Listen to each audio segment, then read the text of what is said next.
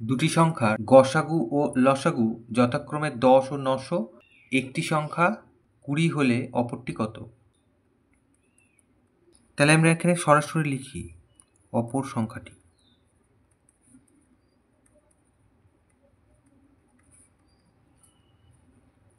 তা দুটি সংখ্যার গুণফলকে আমরা যদি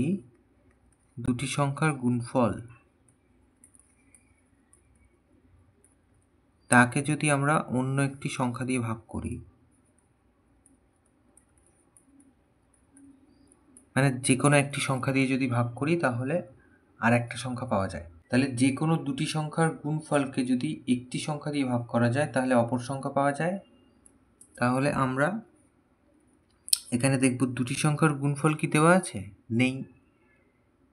কিন্তু এখানে গসাগু আর লসাগু দেওয়া আছে।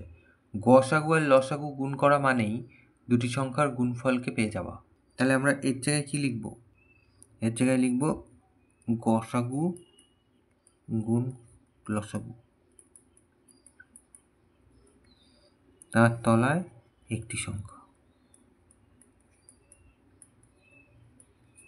তাহলে এই দুটি সংখ্যার গুণফল মানেই গসাগু গুণ লসাগু। তা গসাগু আর লসাগু তো দেওয়াই আছে। গসাগু আছে 10 আর লসাগু আছে 900, আর একটি সংখ্যা বলে দেওয়া আছে 20।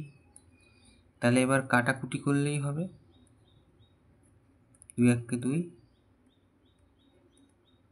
45 × 90 0। তাহলে অপর সংখ্যা পাওয়া গেল 450। তাহলে এটা উত্তর।